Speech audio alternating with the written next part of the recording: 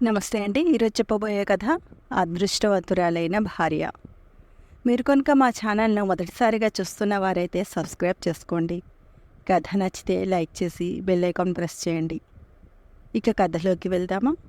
రాత్రిపూట నా భార్య నా పక్కన పడుకొని ఉన్నప్పుడు ఉన్నట్టుండి నా ఫోన్లో ఒక మహిళ ఫ్రెండ్ రిక్వెస్ట్ నోటిఫికేషన్ వచ్చింది. నేను ఆ ఫ్రెండ్ రిక్వెస్ట్ని యాక్సెప్ట్ చేసి నేను మీకు తెలుసా అని ఆమెకు మెసేజ్ చేశాను. నీకు పెళ్ళి అయిపోయేది అని విన్నాను, కానీ ఇప్పటికీ నేను నిన్నే ప్రేమిస్తున్నాను. నువ్వు లేకుండా బ్రతకలేను.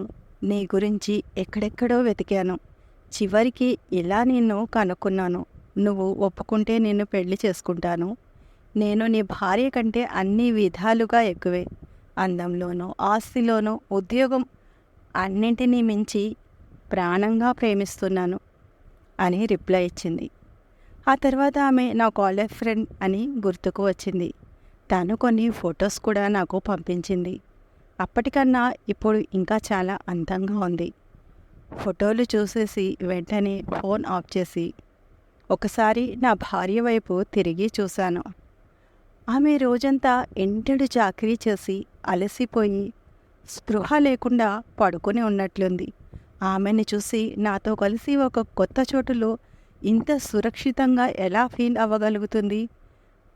ఆమె తన పుట్టింటికి చాలా దూరంగా ఉంది. అక్కడ ఆమె 24 గంటలు తల్లిదండ్రులతో, తోబుట్టువులతోనే సమయం గడిపేది. తనకి ఏదైనా బాధ కలిగినా, కష్టం వచ్చినా చెప్పుకోవడానికి ఆమె తల్లి తోడుండేది. తోబుట్టువులతో కలిసి చాలా సంతోషంగా ఉండేది.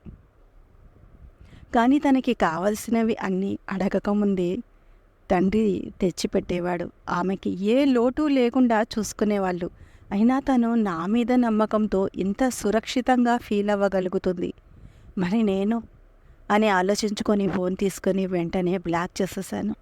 నేను ఒక గృహస్థుడిని, పిల్లాడిని కాదు. తనకి జీవితాంతం తోడు నీడై ఉంటానని అగ్నిసాక్షిగా మాట ఇచ్చాను. అలానే ఉంటాను. ఆమె దృష్టిలో నా మీద ఉన్న నమ్మకాన్ని నిలబెట్టుకోవలసిన బాధ్యత నాదే. నేను నా భార్యని ఎప్పటికీ మోసం చేయను. నా కుటుంబాన్ని చిన్నాభిన్నం చేయలేను. భార్యాభర్తల బంధం ఒక మొక్కలాంటిది. దానికి నిజాయితీ, నమ్మకం అనే నీళ్లు అందించిన నాళ్ళు బంధం బలంగా మారుతుంది. ఒకరి పట్ల ఒకరు ఎంత నిజాయితీగా ఉంటే కాపురం అంత సజావుగా ఉంటుంది. ఎవరూ ఆ బంధాన్ని విడగొట్టనే లేరు. ఇంతేనండి కథ. కథ నచ్చితే లైక్ చేసి సబ్స్క్రైబ్ చేసుకోండి. ఇటువంటి మరిన్ని మంచి మంచి కథలను వినండి.